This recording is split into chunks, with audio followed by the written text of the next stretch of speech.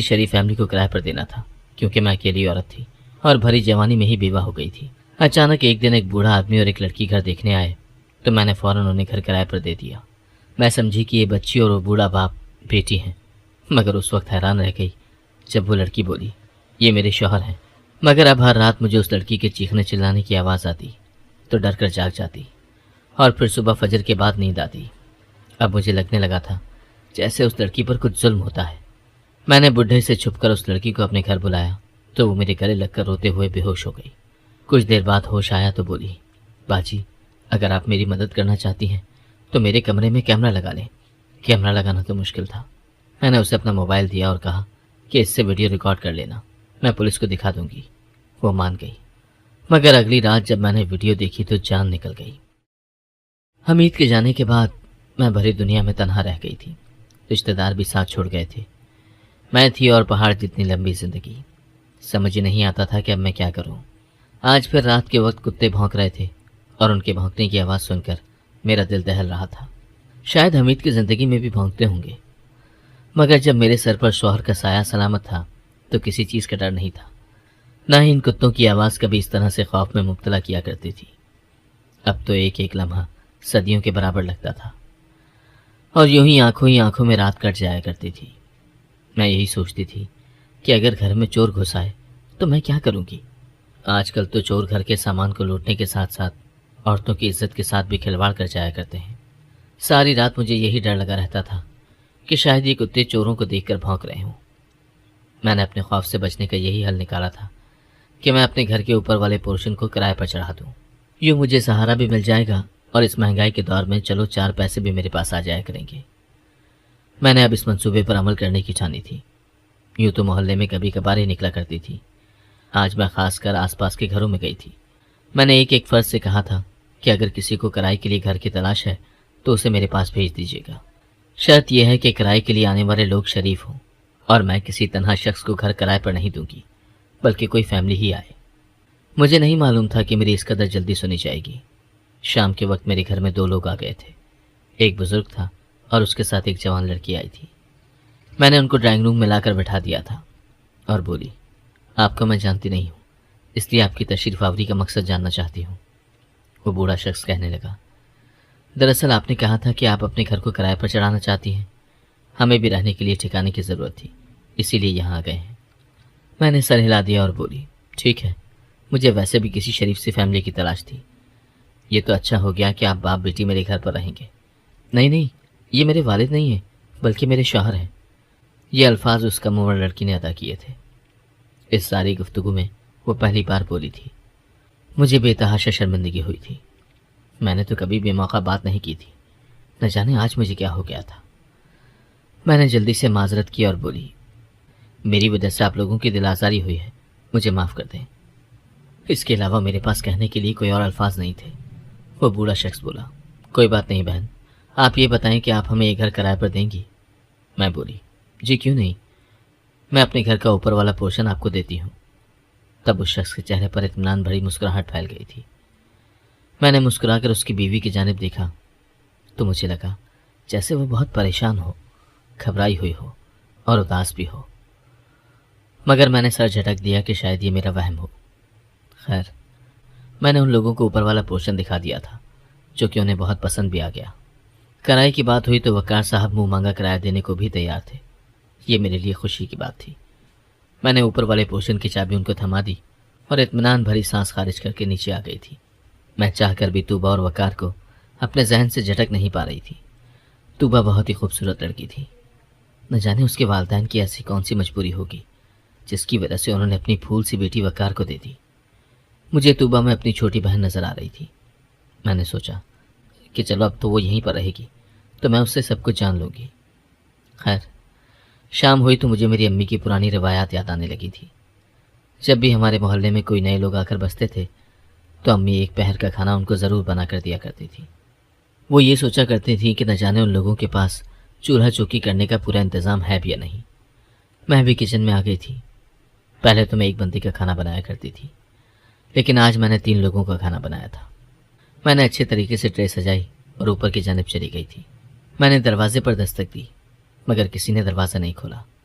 اب میں یہی سوچ کر پریشان ہو رہی تھی کہ میں نے اوپر آ کر نہ جانے اچھا بھی کیا ہے یا نہیں. مجھے ان لوگوں کو اس طرح ڈسٹرب نہیں کرنا چاہیے تھا. میں واپس لوٹنے ہی لگی تھی جب دروازہ کھل گیا. سامنے ہی وقار کھڑا تھا. اس نے میرے ہاتھ میں ٹرے دیکھی تو کہنے لگا, بہن آپ نے بلا وجہ تکلف کیوں کیا؟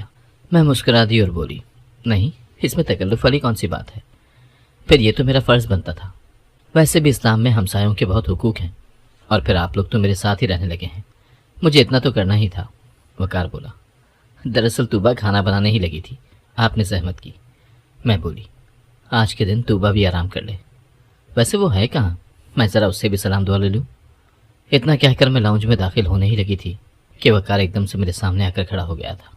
وہ بولا, دراصل طوبہ سو رہی ہے, اس کے سر میں بہت درد تھا, تو میں نے کہا کہ تم سو جاؤ. اب اگر وہ آدھی نیند سے بیدار ہو گئی تو اس کی طبیعت بگڑ جائے گی. وہ بہت ہی نازک سی ہے, کچی نیند سے بیدار ہو جائے تو اس کی حالت غیر ہو جاتی ہے. میں نے سر ہلا دیا اور واپس نیچے چلی آئی, مگر میرے ذہن میں ہزاروں قسم کے سوالات نے سر اٹھا لیا تھا. میں تو یہی سوچتی رہ گئی تھی کہ وقار نے ایک ہی لمحے میں کیسا پینترا بدلا تھا.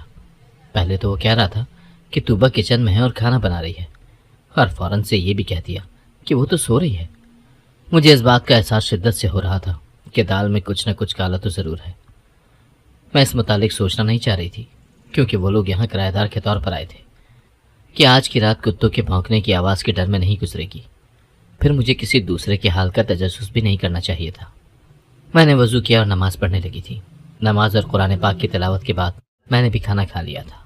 مجھے اس بات کا 100% یقین تھا کہ طوبہ میرے پاس ضرور آئے گی اور کھانے کے لیے شکریہ ادا کرے گی, کیونکہ وزادار لوگ یوں ہی کسی کا تحفہ بغیر شکریہ ادا کیے نہیں رکھتے. مگر یہ میری خام خیالی ہی ثابت ہوئی تھی. میں نے بہت دیر تک طوبہ کا انتظار کیا تھا, مگر وہ نیچے نہیں آئی تھی. اسی لیے میں اپنے کمرے میں سونے کے لیے چلی گئی تھی. آج مجھے چوروں سے ڈرنے کی کوئی ضرورت نہیں تھی. مجھے یقین تھا کہ آج کی رات میری بہت سکون سے کٹے گی. میں آرام سے سو گئی تھی, مگر آدھی رات کے وقت میں ہڑبڑا کر اٹھ بیٹھی تھی. میں یہی سوچ رہی تھی کہ آخر میری آنکھ کیسے کھل گئی. تبھی میرے کانوں میں کسی لڑکی کے چیخنے کی آواز پڑی تھی. ایسا لگ رہا تھا کہ چیخنے والی لڑکی بہت ہی تکلیف میں مبتلا ہے. مجھے بے تحاشا خوف آیا تھا. میں شروع سے اتنی ڈرپوک نہیں تھی, لیکن جب سے حمید کا انتقال ہوا تھا مجھے تو پتے کے ہلنے سے بھی ڈر لگنے لگا تھا. میں نے اپنے کانوں پر ہاتھ رکھ لیا تھا. یہ آواز تھمی نہیں تھی, بلکہ لمحہ بلمحہ بڑھتی چلی جا رہی تھی. میں نے خود کو بیڈ پر گرا لیا اور کانوں پر ہاتھ رکھ کر آیت الکرسی کی تلاوت کرنے لگی تھی. یوں ہی کرتے کرتے پوری رات کٹ گئی تھی. صبح فجر کی اذان کی آواز سنائی دی, تب کہیں جا کر لڑکی کے چلانے کی آوازیں تھمی تھی. میں نے اٹھ کر وضو کیا اور نماز پڑھنے لگی تھی. مجھے اپنی حالت پر افسوس ہوتا تھا. ایسا ہی لگتا تھا کہ میں پاگل ہو جاؤں گی. خیر, نماز پڑھ کر میں سونے کے لیے لیٹ گئی تھی. صبح 8 بجے میری پھر سے آنکھ کھل گئی تھی, تو میں اٹھ کر باہر لاؤنج میں آ کر بیٹھ گئی.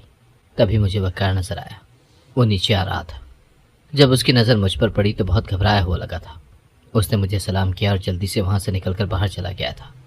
شاید وہ میرے سوال سے ڈر کر جلدی سے باہر نکل گیا تھا. وقار کے حلیے سے یہی ظاہر ہو رہا تھا جیسے وہ آفس کے لیے نکلا ہو.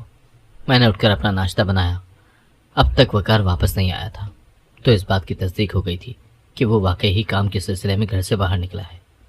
میں نے اس موقع کو غنیمت جانا تھا, کیونکہ کل سے میری طوبہ کے ساتھ ایک بار بھی ملاقات نہیں ہوئی تھی.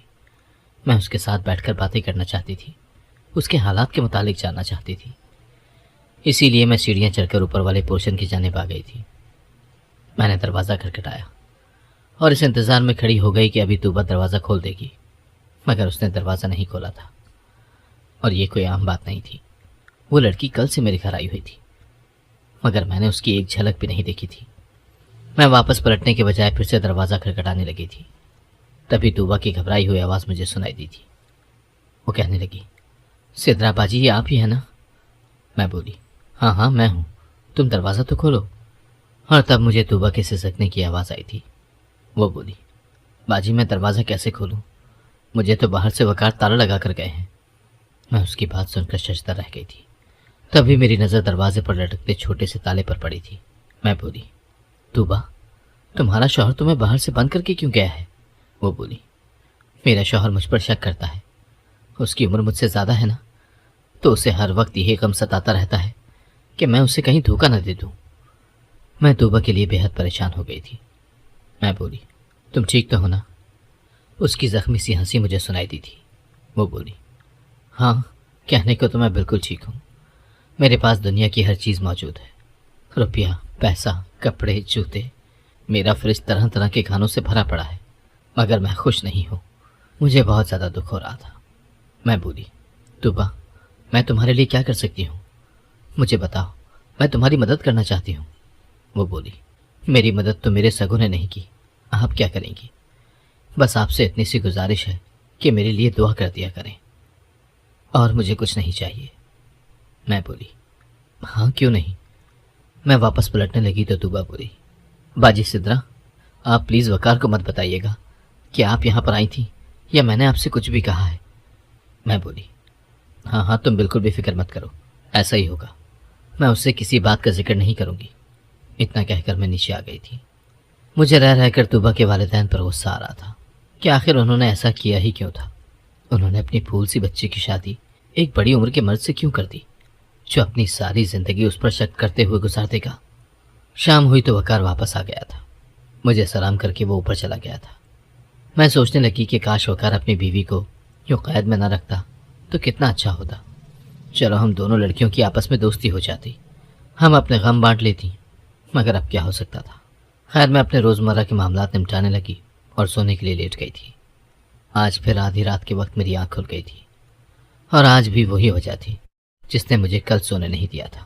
مجھے کسی لڑکی کے چیخنے کی آواز سنائی دی تھی۔ میں نے کان لگائے تو مجھ پر یہ حقیقت آشکار ہوئی تھی کہ یہ آواز تو بہت قریب سے آ رہی تھی۔ کہاں سے آ سکتی ہے بھلا؟ مجھے اس چیز کا سراغ ہر صورت میں لگانا تھا۔ میں اپنے کمرے سے باہر آ گئی تو اب چیخنے کی آواز زیادہ قریب سے سنائی دی تھی، اور تب مجھے اندازہ ہوا تھا کہ یہ چلانے کا شور کہیں اور سے نہیں بلکہ اوپر والے پورشن سے آ رہا تھا، اور چیخنے والی لڑکی کوئی اور نہیں بلکہ طوبیٰ ہے۔ ایک لمحے کے لیے تو میں سکتے کے عالم میں ہی آ گئی تھی۔ پھر میں جلدی سے سیڑھیاں چڑھ گئی تھی۔ مجھے طوبیٰ سے پہلی نظر میں ہی بڑا انس ہو گیا تھا۔ اب بھلا میں اسے کیسے پریشانی میں چھوڑ سکتی تھی؟ میں نے زور زور سے دروازہ پیٹنا شروع کر دیا تھا۔ میں کتنی ہی دیر یوں ہی کھڑی دروازہ کھڑکھڑاتی رہی تھی، مگر مجال ہے جو کسی نے ذرا سی بھی زحمت کی ہو۔ اور ایسا بھی نہیں تھا کہ دروازے کی آواز سن کر شور تھم گیا ہو، بلکہ اب تو مجھے طوبیٰ کے چیخنے کی مزید آوازیں آ رہی تھی۔ دروازہ پیٹ پیٹ کر میرے ہاتھوں میں درد شروع ہو گیا تھا، اسی لیے میں مجبوراً نیچے آ گئی تھی۔ آج رات تو طوبیٰ کی فکر میں مجھے نیند بھی نہیں آنے والی تھی، اسی لیے میں لاؤنج میں ہی بیٹھی رہی تھی، یہاں تک کہ فجر کی آواز گونجنے لگی تھی۔ صبح جب وقار نیچے آیا تو مجھے دیکھتے ہی گھبرا گیا تھا۔ وہ باہر نکلنے لگا تو میں بولی، وقار صاحب میری بات سنیں۔ میں نے اس شخص کے چہرے پر خوف سا بھرتا ہوا دیکھا تھا۔ وہ میرے سامنے والے صوفے پر بیٹھ گیا اور بولا، میں جانتا ہوں کہ آپ مجھ سے کیا پوچھنا چاہتی ہیں۔ وقار کے چہرے پر بہت زیادہ اداسی پھیل گئی تھی۔ وہ بولا، آپ کو طوبیٰ کی فکر ہو رہی ہے نا کہ وہ کیوں چیختی رہتی ہے؟ مجھے بھی اس کی بے تحاشا فکر ہوتی ہے، مگر میں کچھ بھی کرنے سے قاصر ہوں۔ آپ کے پاس کوئی حل ہے تو مجھے بھی بتا دیں۔ میں نے دیکھا تھا کہ وقار کی آنکھوں سے آنسو نکل رہے تھے، اور وہ مجھ سے نظر بچا کر اپنے آنسو صاف کر رہا تھا۔ میں بولی، آپ مجھے یہ بتائیں کہ اس کے ساتھ مسئلہ کیا ہے، تبھی تو کوئی حل بتا پاؤں گی۔ تب وقار نے سر اٹھایا اور میری آنکھوں میں آنکھیں ڈال کر بولا، طوبیٰ کا سب سے بڑا مسئلہ اس کے ناپسندیدہ شخص سے شادی ہے۔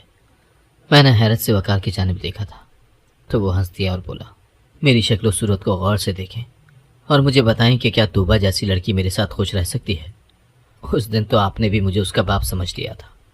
مجھ سے بس یہی غلطی سرزد ہوئی تھی کہ میں طوبیٰ کے باپ کی باتوں میں آ گیا تھا۔ اس نے مجھ سے 10 لاکھ روپے قرض لیا تھا۔ اس نے 2 سال کے وعدے پر لیا تھا اور 5 سال گزر گئے تھے، وہ قرض نہیں لوٹا رہا تھا۔ میں اسے مہلت پر مہلت دیتا رہا، مگر اب میری بھی بس ہو گئی تھی۔ میں نے کہہ دیا کہ اگر اب میرے پیسے واپس نہ کیے تو میں تمہیں پولیس کے حوالے کر دوں گا۔ تو وہ کہنے لگا کہ میرے پاس تمہیں دینے کے لیے 1 ٹکا بھی نہیں ہے، تم یوں کرو کہ پیسوں کے عوض میری بڑی بیٹی سے شادی کر لو۔ مجھے اس کی بات نامناسب لگی تھی۔ میں بولا، تم یہ کیا کہہ رہے ہو؟ اس نے جھٹ سے اپنی بیٹی کی تصویر میرے سامنے کر دی اور بولا کہ اگر تم اس سے شادی نہیں کرو گے تو میں کسی اور سے پیسے لے کر اس کو رخصت کر دوں گا۔ دراصل میری شادی بہت کم عمری میں ہوئی تھی۔ میں فقط 22 برس کا تھا اور میری بیوی 18 برس کی تھی۔ ہم دونوں ایک دوسرے کے سنگ بہت خوش تھے، مگر پھر وہ اولاد جنتے ہوئے انتقال کر گئی۔ نہ اولاد بچی اور نہ ہی بیوی۔ میں نے اپنی بیوی کے ساتھ وفا نبھائی اور 65 برس کی عمر کو پہنچ جانے کے باوجود بھی دوسری شادی نہیں کی تھی، مگر اب مجھے تنہائی کا احساس بڑی شدت سے ہوتا تھا۔ جی چاہتا تھا کہ کوئی میرا بھی ہو جس سے میں اپنا دکھ سکھ بیان کر سکوں، میں کسی کی سنوں اور کوئی میری سنے۔ میں طوبہ کے باپ کی باتوں میں آ گیا اور شادی کے لیے ہاں کہتی تھی۔ شادی کی رات طوبہ نے میرے منہ پر تھپڑ مارا اور مجھ پر تھوک دیا۔ کہنے لگی کہ میں تمہاری کبھی بھی نہیں ہو سکتی، تمہیں شرم آنی چاہیے تھی اپنی بیٹی کی عمر کی لڑکی سے شادی کرتے ہوئے۔ اب وہ ہر رات مجھے زج کرنے کے لیے چیختے چلاتی ہے۔ اسی وجہ سے مجھے اپنا آبائی گھر بھی چھوڑنا پڑ گیا، کیونکہ لوگ مجھ پر شک کرتے تھے کہ شاید میں اپنی بیوی پر تشدد کرتا ہوں۔ میں یوں ہی گھر بدلتا رہتا ہوں اگر مجھے کہیں امان نہیں ملتی۔ لوگ طوبہ کی وجہ سے مجھے جینے نہیں دیتے۔ اب یہ میرا چوتھا گھر ہے۔ میں نے یہاں آ کر اس کے آگے ہاتھ بھی جوڑ دیے تھے اور بولا تھا کہ مجھے آخری عمر میں یوں ذلیل مت کرو، تمہیں خدا کا واسطہ ہے مجھے جی لینے دو۔ مگر وہ یہاں آ کر بھی اپنی حرکتوں سے باز نہیں آئی۔ لیکن آپ کو ایک بات بتاؤں، اس میں طوبہ کا بھی کوئی قصور نہیں ہے۔ وہ ذہنی طور پر بیمار ہو چکی ہے، اس کا علاج چل رہا ہے۔ وہ لوگوں کو زخمی بھی کر دیتی ہے، اسی لیے میں اسے باہر سے تالا لگا کر جاتا ہوں۔ میں یہ سب باتیں سن کر ششدر رہ گئی تھی۔ میں نے بڑے غور سے وقار کے چہرے کی جانب دیکھا تھا۔ اس کی طرف دیکھ کر یہی لگ رہا تھا کہ وہ سچ کہہ رہا ہے۔ تب میں بولی، میں آپ سے ایک ریکویسٹ کروں؟ وہ بولا، جی جی آپ حکم کریں۔ میں بولی، آپ طوبہ کو بند کر کے نہ جایا کریں، میں اس سے بات کرنے کی کوشش کروں گی، ہو سکتا ہے کہ اس کی حالت میں کچھ بہتری آ جائے۔ وقار پریشان ہو گیا تھا۔ وہ بولا، آپ یہ سب اسی لیے کہہ رہی ہیں کیونکہ آپ نے اس کی حالت نہیں دیکھی۔ جب اسے غصہ آتا ہے تو وہ اس قدر جنونی ہو جاتی ہے کہ میرے لیے بھی اسے سنبھالنا مشکل ہو جاتا ہے۔ میں آفس میں ہوتا ہوں، اگر پیچھے سے وہ آپ پر حملہ کر دے گی تو قصوروار کون ہوگا؟ ہو سکتا ہے کہ وہ آپ کا بہت زیادہ نقصان کر دے، اسی لیے آپ مجھے اس کام سے معافی رکھیں، میں یہ سب نہیں کر سکتا۔ میں بولی، اگر طوبہ نے مجھے نقصان پہنچا دیا تو میں آپ کو قصوروار نہیں گردانوں گی، آپ بس طوبہ کو کھول جائیں۔ وقار میری جانب بڑی غور سے دیکھتا رہا، پھر اس نے اپنی جیب سے چابی نکال کے مجھے تھما دی اور بولا، آپ نے ہوشیار رہنا ہے، جیسے ہی محسوس ہو کہ طوبہ کو غصہ آ رہا ہے تو فوراً گھر سے باہر نکل جائیے گا۔ میں نے سر ہلا دیا تو وقار اٹھ کر چلا گیا تھا، اور میں یہی سوچ سوچ کر ہلکان ہوتی جا رہی تھی کہ آخر سچ کیا ہو سکتا ہے۔ تالا کھول کر میں اوپر والے پورشن میں آ گئی تھی۔ مجھے طوبہ صوفے پر بیٹھی نظر آئی تھی۔ وہ کسی گہری سوچ میں گم تھی اور بار بار اپنے آنسو پونچھ رہی تھی۔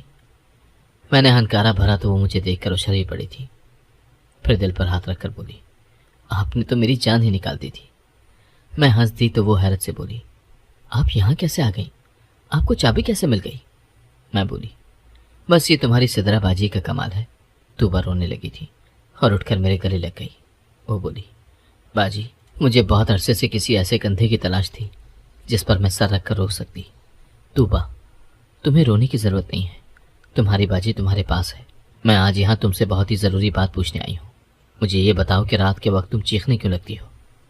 گو کہ میں نے وقار کی باتوں پر بھروسہ کر لیا تھا، مگر میں طوبہ کی طرف کی بھی کہانی سننا چاہتی تھی۔ مجھے یہی تھا کہ کہیں وقار نے مجھے پاگل ہی نہ بنایا ہو۔ وہ گھبرا گئی تھی، کہنے لگی، نہیں میں تو نہیں چیختی، مجھے کیا ضرورت پڑی ہے؟ میں تو اپنی زندگی میں بہت خوش ہوں، وقار میرا بہت خیال رکھتے ہیں۔ میں اس لڑکی کی باتیں سن کر ہی حیران رہ گئی تھی۔ اس نے اچانک ہی کایا پلٹی تھی، کل تو کچھ اور کہہ رہی تھی۔ پھر وہ بولی، آپ مجھے اپنا پورشن دکھائیں، آپ نے اس کی کیسی سجاوٹ کی ہوئی ہے؟ میں بھی اپنا گھر سجانا چاہتی ہوں تاکہ جب میرا شوہر گھر آئے تو اسے تازگی کا احساس ہو۔ میں نے سر ہلا دیا اور بولی، ہاں ہاں آ جاؤ تم۔ میں طوبہ کو اپنے ساتھ لے گئی تھی، مگر ابھی تک اس کے عجیب سے رویے کے متعلق سوچ رہی تھی۔ ہم دونوں نیچے آ گئے تو طوبہ نے اپنا بازو میرے سامنے کر دیا تھا، اس پر جلے کا نشان تھا۔ میں ایک دم سے خوفزدہ ہو گئی تھی۔ میں بولی، یہ کیا ہوا؟ تو وہ کہنے لگی، کل میں نے آپ سے جو باتیں کی تھی نہ جانے وہ میرے شوہر نے کیسے سن لی۔ شاید اس نے کچھ ریکارڈنگ کے لیے لگا کر رکھا ہوا ہے۔ وہ مجھ پر بڑی گہری نگاہ رکھے ہوئے ہے، اسی لیے میں نے اوپر آپ سے کہا تھا کہ میں بہت خوش ہوں، جبکہ ایسا کچھ بھی نہیں ہے۔ میرا بڈھا شوہر مجھ پر بہت تشدد کرتا ہے۔ یہ جو رات رات بھر میں چیختی رہتی ہوں یہ بلا وجہ نہیں ہے۔ آپ اگر اپنی آنکھوں سے دیکھ لیں کہ مجھ پر کیا گزرتی ہے تو آپ بے ہوش ہو جائیں گی۔ آپ کیمرہ منگوا کر اوپر والے پورشن میں لگوا دیں۔ میں تو ایسا کچھ بھی نہیں کر سکتی۔ دراصل پھر وہ ریکارڈنگ جب آپ تھانے میں جا کر دکھائیں گی تو میرے مجرم کو سزا مل جائے گی اور میں آزاد ہو جاؤں گی۔ میں بولی، ٹھیک ہے میں کچھ نہ کچھ کرتی ہوں۔ سچ کہوں تو میں ان دونوں میاں بیوی کی باتوں میں پھنس کر رہ گئی تھی۔ مجھے تو دونوں ہی کی باتوں پر یقین آ جاتا تھا، دونوں ہی معصوم لگنے لگتے تھے۔ سچ تک پہنچنے کا ایک ہی حل تھا، اور وہ تھا کہ میں سچ میں کیمرہ اوپر والے پورشن میں لگا دیتی۔ میں نے کیمرے کے لیے کسی سے کہہ دیا تھا۔ خیر اب مجھے ہر رات اوپر والے پورشن سے چیخنے کی آوازیں آتی رہتی تھی، اور صبح وقار میرے سامنے رونے لگتا تھا اور کہتا کہ میری بیوی کی حالت بہت خراب ہوتی جا رہی ہے، جبکہ دن کے وقت طوبہ میرے سامنے روتی رہتی اور کہتی کہ مجھ پر ظلم بڑھتا چلا جا رہا ہے۔ میں طوبہ کا دل لگانے کی ہر ممکن کوشش کیا کرتی تھی، اسے ہنر سکھاتی، اس سے باتیں کرتی، اس کو گھر کی سجاوٹ کے متعلق بتاتی، اس کو اپنے میک اپ کا سامان، ساڑیاں، غرض یہ کہ سب کچھ دکھاتی کہ کسی طرح اس کا دل بہل جائے۔ وہ میرے ساتھ بہت خوش خوش رہتی تھی۔ مجھے ان دونوں میاں بیوی کی بہت فکر ہوتی تھی۔ میں چاہتی تھی کہ اگر وقار مجرم ہے تو اسے جلد از جلد سزا مل جائے، اور اگر طوبہ بیمار ہے تو اس کا علاج ہو جائے۔ کیمرہ آنے میں ابھی ایک دن رہتا تھا۔ آج شام میں نے بریانی بنائی تو سوچا کہ طوبہ کو دے آؤں۔ عموماً میں اس وقت کبھی بھی اوپر والے پورشن میں نہیں گئی تھی۔ میں سیڑھیاں چڑھ کر اوپر جا رہی تھی جب میرے کانوں میں طوبہ کی آواز پڑی تھی۔ وہ بولی، آج رات تم مکمل تیاری کے ساتھ آنا، تم اس کی فکر مت کرو، وہ کمزور ہے، اسے قابو کرنا آسان ہے۔ میں یہ باتیں سن کر الٹے قدموں لوٹ آئی تھی۔ اب میرے سامنے طوبہ کا کردار ایک سوالیہ نشان بنا ہوا تھا۔ شاید طوبہ غلط تھی۔ وہ ہر رات اپنے کسی آشنا کو گھر پر بلاتی تھی اور وقار کو قابو کر لیتی تھی، کیا پتہ باندھ بھی دیتی ہو، اور پھر جان بوجھ کر سیکھتی ہو تاکہ لوگ وقار کو برا سمجھیں اور وہ اپنی منمانی کرتی رہے۔ کیمرہ آنے میں تو ابھی دیر تھی، اسی لیے میں نے اپنی ایک دوست لیڈی کانسٹیبل کو فون کیا اور سارے حالات سے آگاہ کر دیا تھا۔ میں اس سے بولی کہ مجھے تمہاری مختصر سی ٹیم کی ضرورت ہے، میرے گھر آ جانا، لیکن مکمل رازداری سے آنا۔ اس نے حامی بھر لی تھی۔ میں کھانا کھا کر اپنی دوست کا انتظار کر رہی تھی۔ پھر نہ جانے کیا ہوا، میری آنکھ لگ گئی۔ آنکھ کھلی تو میں ہسپتال میں تھی۔ میں نے اپنے ارد گرد حیرت سے دیکھا تھا۔ میری دوست میرے سامنے کھڑی تھی۔ میں بولی، نجمہ میں یہاں کیسے آئی ہوں؟ وہ ہنس دی اور بولی، سدرا تم بہت بڑا کارنامہ کر کے آئی ہو۔ کچھ عرصے سے ہمیں مسلسل اس چیز کی شکایات مل رہی تھی کہ ایک گروہ بہت سرگرم ہے، وہ لوگوں کے گھروں میں گھس کر چوری کرتے ہیں۔ کل رات تمہاری وجہ سے وہ گینگ ہمارے ہاتھ لگ گیا۔ میں بولی، وہ کیسے؟ لیڈی کانسٹیبل کہنے لگی، سدرا تمہارے گھر جو کرایہ دار رہ رہے تھے وہ اسی گروہ کا حصہ تھے۔ ان کا طریقہ واردات یہ ہے کہ وہ بے سہارا عورتوں کے گھر میں بطور پیئنگ گیسٹ رہتے ہیں، اور پھر وہ عورتوں کو چکمہ دینے کے لیے اداکاری کرتے تھے۔ شوہر بیوی پر الزامات لگاتا اور بیوی شوہر پر۔ یہ عورتیں ان کے معاملات میں الجھ کر باقی سب کچھ بھول ہی جاتی تھی۔ تمہارے ساتھ بھی انہوں نے ایسا ہی کیا نا؟ تم نے خود طوبہ کو اپنے گھر کی ایک ایک چیز دکھائی، تم نے اسے اپنے زیورات تک دکھا دیے۔ یہ تو تم شکر کرو جو طوبہ کی باتیں تم نے سن لی۔ کل رات ان دونوں نے تمہارے کھانے میں نیند کی دوا شامل کر دی تھی اور تمہارے گھر کی ایک ایک چیز لوٹنے کا ارادہ رکھتے تھے۔ کیا ہی صوفے، واشنگ مشین، سونے کے زیورات، یہاں تک کہ کپڑے سے برتن وغیرہ بھی۔ ہم موقع پر پہنچ گئے اور یوں تمہاری بچت ہو گئی۔ میں نے نجمہ کی باتیں سنی تو دماغ سائیں سائیں کرنے لگا تھا۔ لوگ دوسروں کو لوٹنے کے لیے کس حد تک اداکاری کر لیتے ہیں۔ یہ تو اللہ کا لاکھ لاکھ شکر ہے کہ اس نے مجھے بچا لیا۔ اب تو کرایہ دار بھی رکھنے سے ڈر لگنے لگا ہے۔ میں تنہائی رہتی ہوں۔ میرے خیال میں بری صحبت سے تنہائی 1000 درجے بہتر ہے۔